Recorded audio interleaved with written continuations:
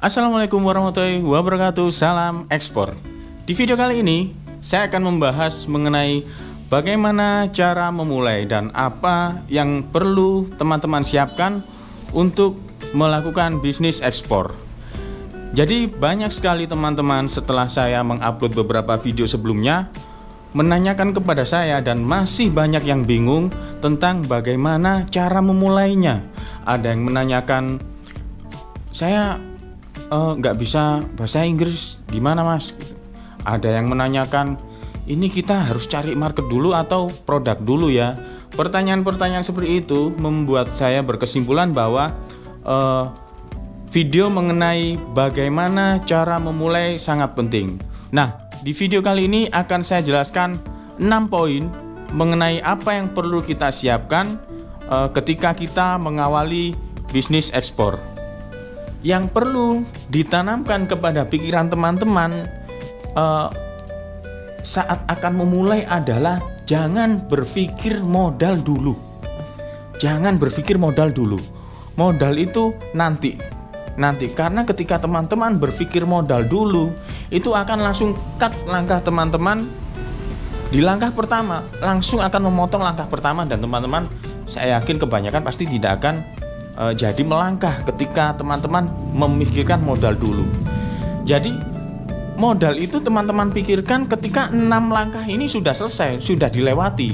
Barulah teman-teman nanti memikirkan bagaimana mengenai permodalannya, seperti itu. Bagaimana cara agar barang ini bisa disediakan. Jadi untuk di awal, sebelum teman-teman melakukan 6 langkah atau 6 poin ini, stop berpikir modal. Yang pertama perlu kita siapkan adalah bahasa Inggris. Ya, betul bahwa bahasa Inggris ini sangat penting sekali dalam komunikasi ekspor. Nah, ini juga yang sering ditanyakan kepada saya mengenai apakah saya harus bisa berbicara bahasa Inggris secara aktif? Jawabannya adalah tidak. Yang penting pertama adalah akan sangat baik sekali jika teman-teman bisa berbahasa Inggris secara pasif. Itu tentu yang paling baik adalah berbahasa Inggris secara aktif, tapi setidaknya berbahasa Inggris secara pasif itu kita bisa katakan penting. Ketika teman-teman tidak bisa berbahasa Inggris secara pasif, minimal teman-teman bisa menggunakan Google Translate. Kenapa teman-teman? Karena bahasa Inggris ini memang bahasa yang paling umum digunakan. Kita semua sudah tahu pasti. Bahasa yang paling umum digunakan ketika kita berkomunikasi dengan orang-orang di luar negeri atau di luar bahasa kita. Tentunya seperti itu. Nah, ketika teman-teman tidak bisa menyampaikan pesan teman-teman atau tidak bisa menangkap pesan dari lawan komunikasi, tentu ini akan sangat sulit sekali. Menangkap apa maksudnya saja sulit, apalagi bisa menjalankan transaksi dagang seperti itu. Nah, ini tentu poin pertama yang perlu teman-teman pertimbangkan. Minimal adalah dapat menggunakan Google Translate.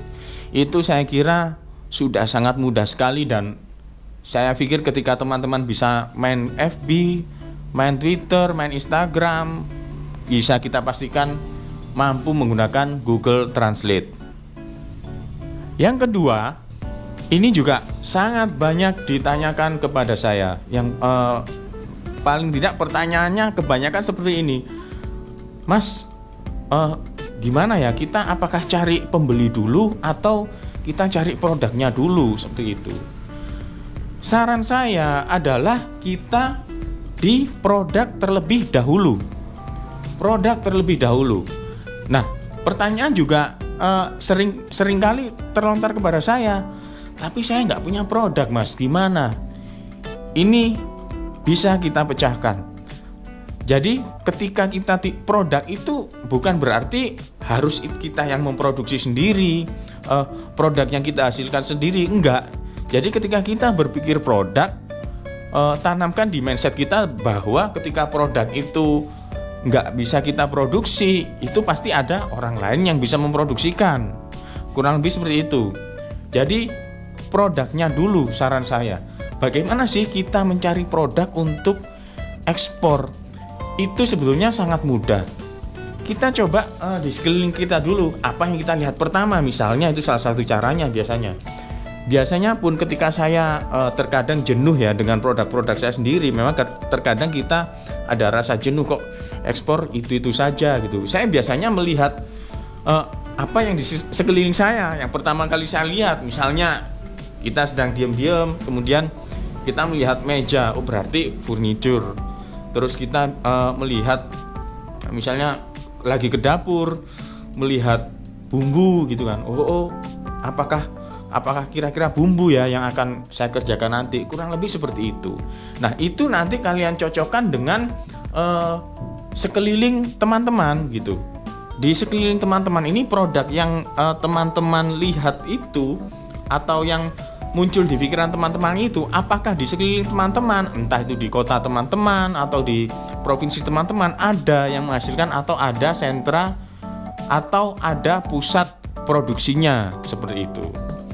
Nah, itu salah satu cara untuk bagaimana sih kita memikirkan produk apa yang ingin kita ekspor. Selain itu juga kita bisa memanfaatkan potensi di daerah teman-teman. Kalau misalnya di daerah teman-teman adalah sentra penghasil kerupuk, ya coba nanti kerupuk itu di list terlebih dahulu. Misalnya di lokasi teman-teman penghasil buah misalnya, ya coba buah itu dimasukkan list teman-teman terlebih dahulu sebelum teman-teman melangkah kepada step selanjutnya. Setelah teman-teman memiliki list produk, jangan lupa teman-teman harus mendalami produk tersebut. Misalnya nih, ketika teman-teman memutuskan sesuatu yang di sekeliling teman-teman. Misalnya daerah teman-teman adalah penghasil kerupuk gitu. Untuk memasukkan list kerupuk pada list produk teman-teman. Nah, jangan lupa pelajari lebih dalam produk-produk tersebut seperti spesifikasinya, lalu harga dari suppliernya berapa gitu. Harga jual mereka biasanya berapa, karena biasanya kalau produsen-produsen seperti itu sudah punya range harga. Ketika kita bisa membeli dalam kuantitas banyak, harganya sekian. Ketika kita agen sekian, ketika kita retail sekian. Jadi mendalami produk setelah teman-teman menemukan produknya. Nah, tahap ketiga setelah data teman-teman lengkap mengenai produk, tahap ketiga adalah riset. Apa yang perlu teman-teman riset? Yang perlu teman-teman riset dalam step ini, yang pertama adalah riset mengenai produk teman-teman secara umum. Secara umum itu artinya ini importirnya kebanyakan siapa, ini eksportirnya kebanyakan siapa. Itu bisa teman-teman riset terlebih dahulu secara umum di trade map, seperti yang ada di video saya sebelumnya. Itu teman-teman riset terlebih dahulu. Jadi nanti teman-teman itu sudah punya pandangan. Misalnya nih kerupuk atau crackers gitu. Itu teman-teman setelah riset di trade map untuk produk makanan jenis ini, itu biasanya importirnya terbesar siapa, eksportirnya siapa terbesar, termasuk Indonesia ekspor kemana saja. Itu nanti teman-teman lakukan riset seperti yang saya jelaskan pada video sebelumnya mengenai cara mencari pembeli di trade map. Akan lengkap di video tersebut.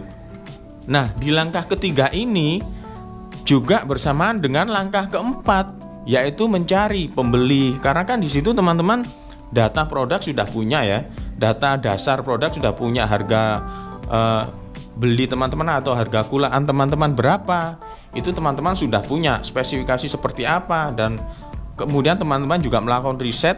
Serta di tahap keempat ini juga termasuk teman-teman sekalian mencari pembeli. Nah, cara mencari pembeli seperti yang pada video sebelumnya dengan menggunakan trade map salah satunya. Selain teman-teman juga bisa menggunakan Go Forward atau Alibaba. Ketika mencari pembeli ini tentu teman-teman tidak lupa ya untuk melist pembeli. Selain di awal tadi teman-teman melakukan listing produk, di sini teman-teman perlu melakukan listing pembeli. Setelah data list pembeli teman-teman terkumpul, tahap kelima, teman-teman harus men-setting harga teman-teman pada harga FOB. Minimal seperti itu. Minimal harga FOB dulu. Kenapa teman-teman perlu merumuskan harga FOB ini? Karena biasanya yang digunakan sebagai patokan awal ketika penawaran adalah harga FOB. Karena apa? Harga CNF atau harga CFR itu akan bervariasi untuk ke setiap negara karena hubungannya dengan cost atau biaya pengiriman atau biaya shipping. Jadi teman-teman pada proses ini cukup sampai di harga FOB dulu. Cukup sampai di harga FOB dulu. Karena ketika teman-teman terlalu sibuk, wah ini untuk menghitung CNF-nya dulu atau CFR-nya dulu, itu nanti habis waktu teman-teman. Belum sampai ke penawaran, teman-teman habis dulu waktunya gitu. Karena teman-teman pasti akan bingung, tanya dulu ke forwarder kadang juga menjawabnya tidak pada saat itu gitu. Ketika kita tanya hari ini, apalagi ketika teman-teman masih baru kenal dengan forwardernya, biasanya gitu kan. Biasanya saya tidak mengatakan ini selalu. Biasanya jawabnya paling enggak ya lama lah gitu biasanya jawabnya. Pengalaman sih saya dulu seperti itu karena maklum kan biasanya ya di Indonesia ini kondisinya seperti itu. Ketika kita masih baru ya, mungkin masih dianggap ya paling cuma nanya-nanya doang, biasanya seperti itu gitu kan. Tapi coba nanti teman-teman praktekkan sendiri apakah benar atau tidak. Semoga tidak ya.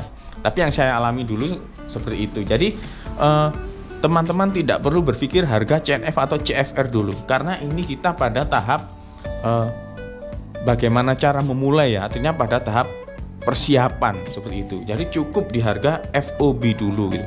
Kalau harga FOB ini biasanya cepat forwarder memberikan jawaban, karena forwarder tidak perlu menanyakan dulu ke shipping line dan sebagainya gitu, karena hubungannya langsung kepada jasa mereka, tidak berhubungan langsung dengan jasa atau biaya shipping line untuk harga FOB ini.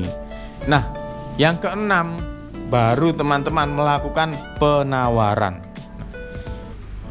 Baru di tahap ini teman-teman melakukan penawaran dengan cara mengontak pembeli, lalu menunjukkan barang dan produk teman-teman serta bagaimana spesifikasinya, tentunya dengan komunikasi yang menurut bahasa teman-teman sendiri seperti itu.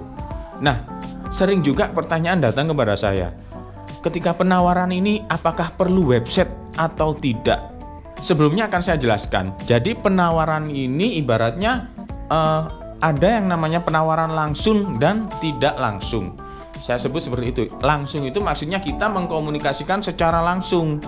Nah, kalau tidak langsung kita melalui website, kita posting di situs-situs seperti Alibaba, mencantumkan website kita, itu penawaran secara terbuka atau tidak langsung. Nah, banyak pertanyaan kepada saya, website itu gimana, saya tidak memiliki website gitu. Gimana cara membuatnya dan sebagainya gitu. Jadi seperti ini, website di awal bisa saya katakan perlu, itu ya perlu gitu ketika kita ngomong perlu. Tapi ketika teman-teman masih belum ada kemampuan untuk menyediakan itu, minimal modal teman-teman adalah foto produk. Yang paling baik adalah foto teman-teman di depan produk atau video teman-teman di depan produk. Itu sudah modal yang sangat besar untuk melakukan penawaran. Karena apa? Karena saya dulu hanya modal itu. Saya di transaksi ekspor pertama saya tidak menggunakan website sama sekali. Bahkan kalau teman-teman lihat sekarang, website saya pun berdayaenergi.com juga ya bisa dibilang kurang bagus websitenya. Cuman ya kita transaksi juga jalan-jalan saja seperti itu. Jadi website itu bisa dikatakan penting, tapi ketika teman-teman tidak bisa menyediakan itu, maka minimal teman-teman punya foto produk atau foto teman-teman di depan produk atau video teman-teman di depan produk. Itu sudah modal yang sangat besar. Apalagi ketika pada saat penawaran nanti teman-teman bisa berkomunikasi dengan video call langsung live di depan produknya. Nah, itu kepercayaan sudah muncul pada sisi buyer. Oh, ini memang benar gitu. Benar kita ada di lingkungan produk tersebut, atau paling tidak kita dapat sedikit kepercayaan awal bahwa anak ini atau eksportir ini memang bergemulut pada dunia tersebut, bukan hanya sekedar kirim-kirim foto produk tapi masih belum ada produknya, seperti itu. Itu sudah modal yang paling besar ketika teman-teman bisa menyediakan itu. Nah, saran saya teman-teman ya harus bisa menyediakan itu, harus berusaha menyediakan itu supaya proses penawaran teman-teman lancar kepada buyer. Ketika cuma saya cuma punya foto produk, ya tidak apa-apa, tapi teman-teman bisa mencobanya. Tapi saran saya, kalau bisa produk itu yang harus bisa teman-teman kunjungi kapan saja, seperti itu. Atau minimal teman-teman punya akses kapan saja terhadap produk tersebut. Katakanlah misalnya nih, teman-teman masih punya teman lagi di luar pulau gitu, produknya di luar pulau, asalkan teman punya akses untuk bisa mendapatkan semacam video live-nya dari jaringan teman-teman, itu juga bisa dikatakan sudah cukup ketika tidak bisa. Tapi jika hanya bermodal foto, biasanya memang kurang begitu meyakinkan, seperti itu. Jadi untuk penawaran ini paling tidak teman-teman punya dua hal itu, minimal foto, lebih baiknya lagi adalah video. Nah, video teman-teman berada pada lingkungan produk tersebut. Nah, bagaimana sih cara kita melakukan penawaran kepada buyer? Kemudian step-step selanjutnya seperti apa? Simak terus channel ini, kita akan bahas itu pada video selanjutnya. Salam ekspor.